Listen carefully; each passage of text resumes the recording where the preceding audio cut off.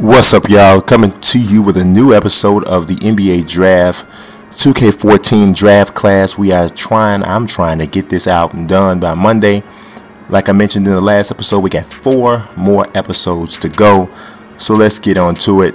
And I got a big one this time. This one's coming. It's got 7 players in this one. So let's do it. Roy Devin Marble, you can see I gave him a 72 overall. So I went back and forth on this quite a bit because Roy Marble's he's considered actually a more like a second round prospect, early second round, but he could definitely improve that and move his stock up into the late first round, I believe. But the reason that I thought that he was over a 70 right now I didn't give him that high in terms of his potential, you'll see that. But he did 17 points a game. Didn't shoot that great from the field, 42%, but about 35% from three-point range, which is pretty good. But he's a good all-around player. 3.6 assists, 3.2 rebounds. He's a big guy. So at 6'5", 6'6", he can play either guard position. He's physically strong, has a really good nose for the ball defensively, which is why his steals are up almost at 2 steals per game. And but really more than anything, the versatility, the ability to play the point and the 2 guard, I think will really actually help him quite a bit. So I don't know. If you just look at his numbers, he's improved every year that he was at Iowa. 4-year player, so you know he's going to come in experienced. Free throw percentage dropped off a little bit from where it was in junior season. But overall, I still think that he's a solid player. If you want to know somebody who he somewhat reminds me of, and maybe not quite as good, but similar in a way, Steve Smith.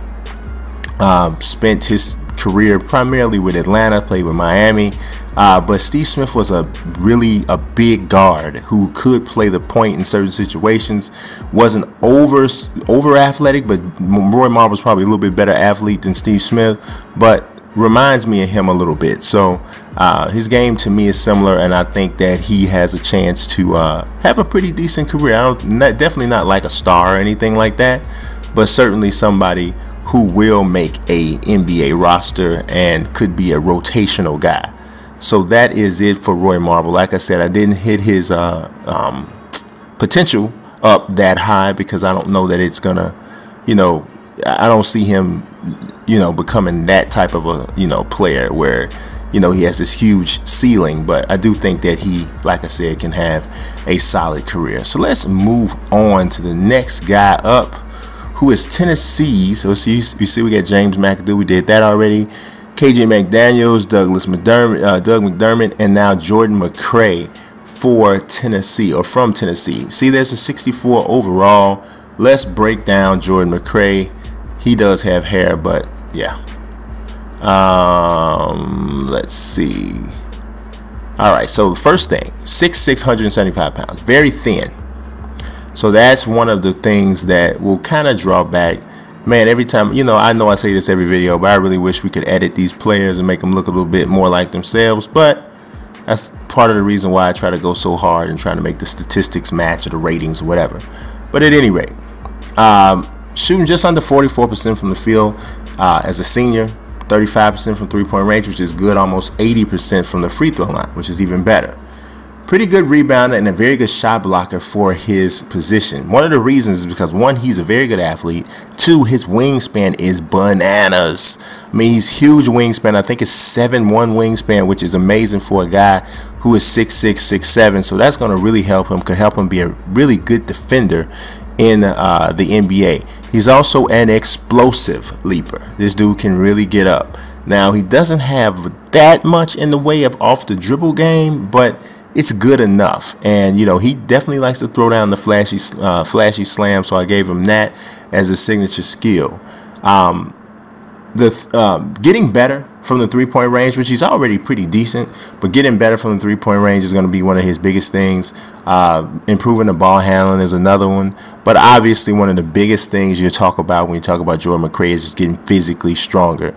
He's got a thin frame, kind of like that Kerry Kittles type of a frame, so I don't think he's ever going to be, his physical strength is never going to be like a strong suit of his, but there's also can be advantages to being as slender as he is. He can run off screens easier.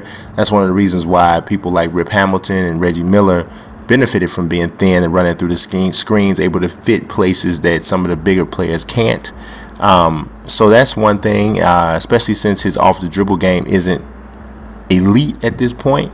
So a lot of what he gets could be coming off of screens and then maybe pump fake and go into the basket to use the athleticism to finish. So that's an option. He's another 4-year senior, so that is going to be attractive to some teams for sure. I don't know about first round for McRae. Probably more, if it is the first round, very late, but probably more like beginning to the middle of the second round. But because there are so many top-notch underclassmen, freshmen, sophomore guys, there's going to be, you can bet, there's going to be some really valuable junior and senior guys who are going to get drafted in the late first round or in the second round who are going to really help a team. But, you know, the big name guys are more the guys at the top of the draft that are freshmen and sophomores for the most part. So that is it for Jordan McRae. We are going to move on. Next up is Vasile Micik. I believe I pronounced that correctly. I gave him a 64 as well. He's an interesting prospect because he is not a great athlete at all, but he's a big point guard, very big point guard, and he's a natural point guard too. He does have some nice moves off the dribble. He just doesn't have that explosion. Definitely not a leaper either, but he doesn't have that really quick first step that makes you think he's going to be able to maybe consistently beat guys off the dribble. But the weird thing about it is that his dribble moves are advanced. I mean, he has the crossovers, the step backs, the hesitations, all of that, and he has a really quick release off of his jump shot. One of the things about his jump shot, though, it is very inconsistent. If you look at the three-point percentage, it's there, it's 29%.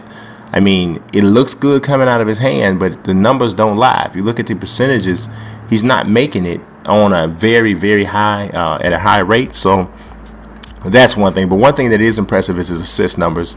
He knows how to find teammates, and then when you match that up with the video that's out there of him, the prospect breakdowns that you see, he really has great vision.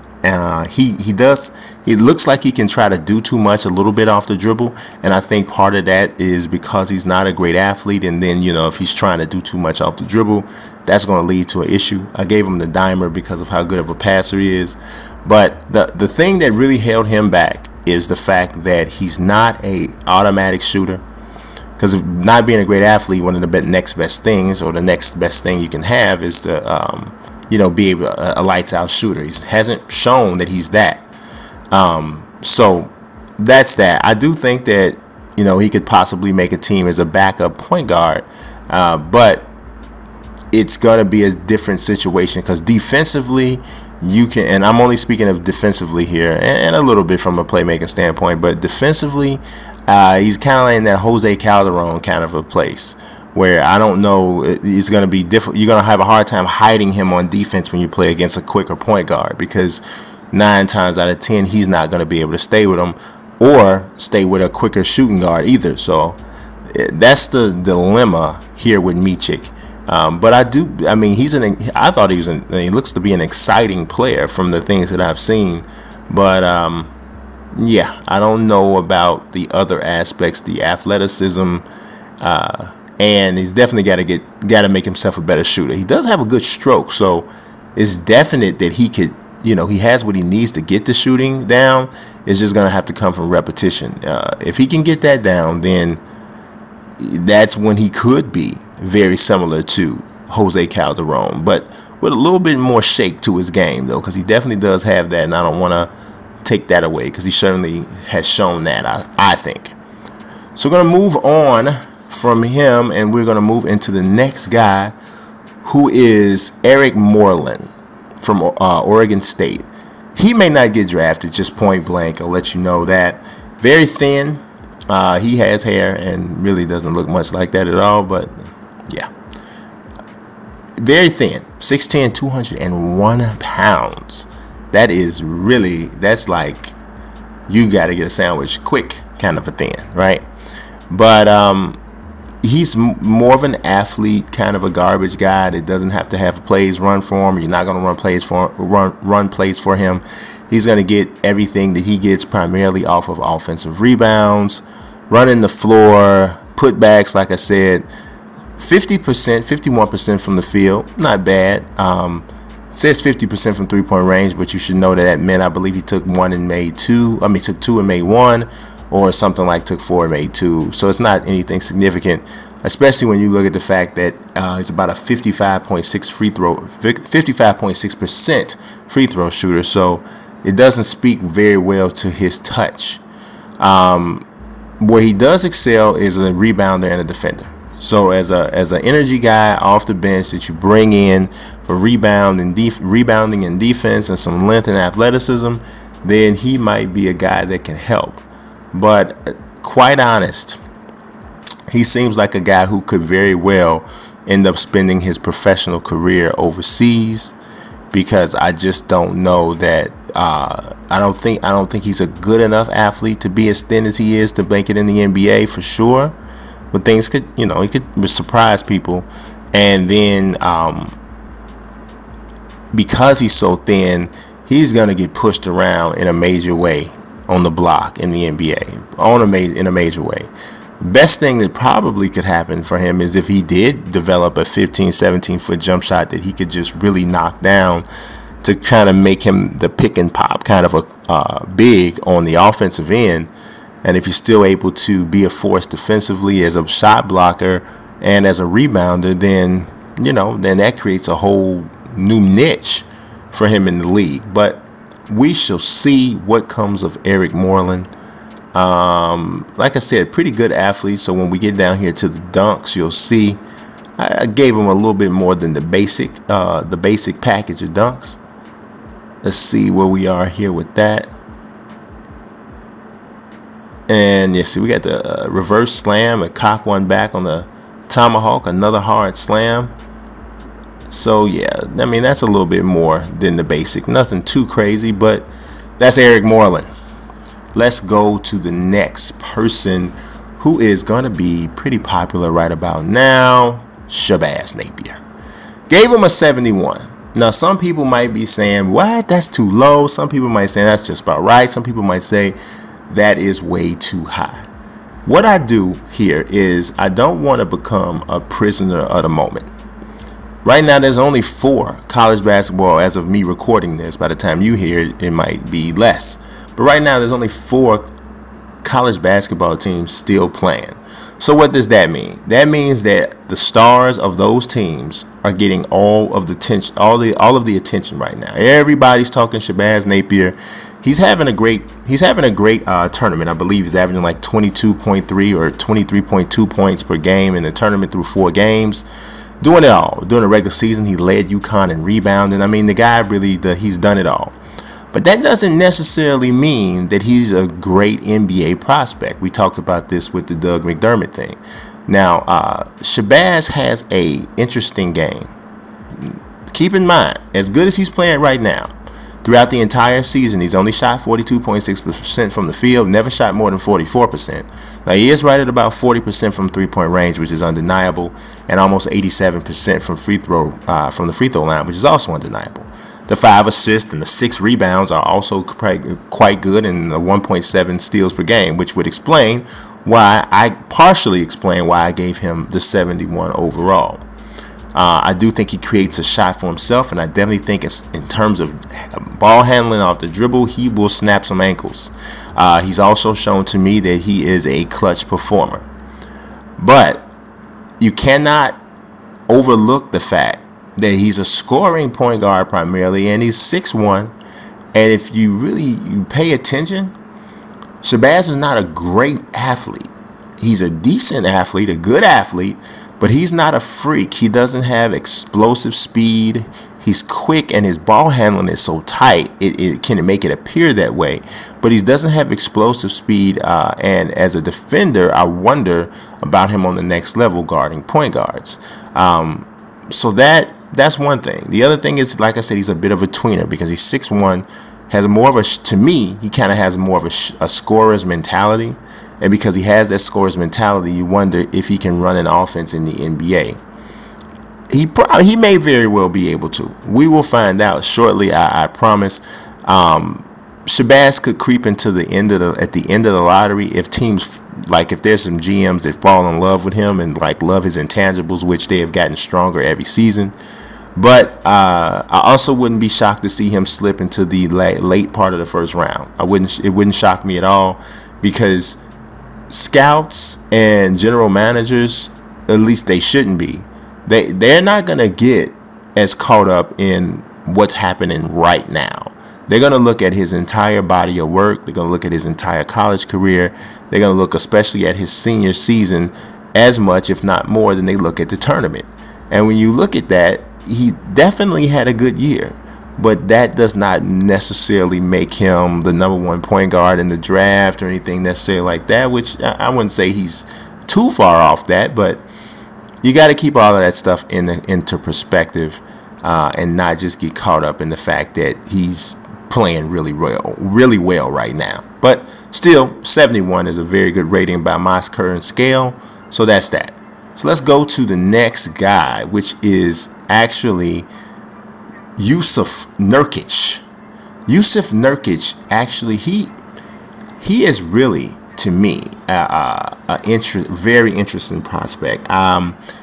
His statistics, I gave him a 66. His statistics don't like blow you away when they jump off. They don't jump off the page at you. But what you have to consider, look at the minutes played per game, and also look at the size. 6'11", 280. This is a large young person. This is a large young person. Look at the wingspan. Wingspan is huge, right? And he's not bald, but yeah. But physically strong, very good footwork, and like I said, look at the minutes played per game, and then look at the statistics. Almost over a block a game in 15 minutes. Now you stretch that out to a 30-minute game, and now you're talking about almost, close to 3 blocks per game. And then if you look at the rebounding, you look at it kind of the same way. Scoring, yeah, for sure. But what I really like about him is his size, strength, and length in terms of the wingspan is impressive. Also, I've watched some scouting videos on him. He moves his feet pretty well for a guy his size. I tweeted a little bit earlier. To me, I could see a little bit of some Marc Gasol in his game, because he's body-wise, he's similar. Very big, very stout. Already has more than enough to be categorized as having an NBA body.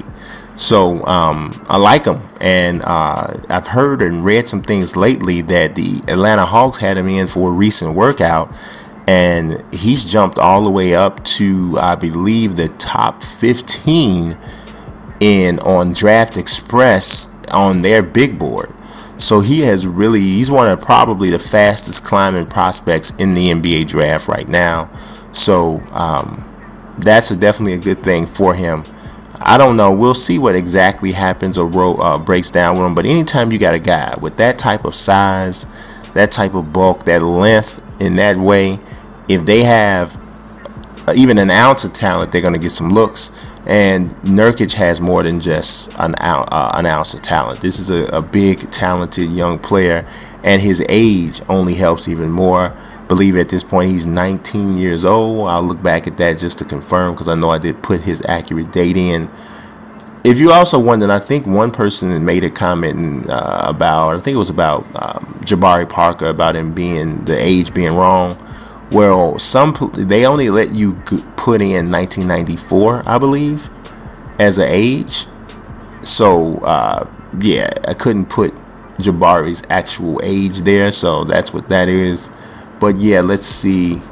Yeah, 1994 for Nurkic, so he won't even make 20 until August. So yeah, if you consider all of that, yeah, this guy is a big-time prospect. It's easy to see why teams would be eager to bring him in. Now, last but not least in this episode is LSU's Johnny OBryant III. Gave him a 65. Big guy. Really big guy. 6'9", 260 pounds. That's somebody tweeting. It's not about Johnny OBryant. But yeah, 260 pounds. really pretty good athlete too, especially in terms of his leaping ability. There are some questions about his motor. Does he play hard? Also has a really long wingspan too. You know, but that was kind of, I think, earlier. He's coming out after his junior year. He made it official, I think, a few days ago that he was coming out.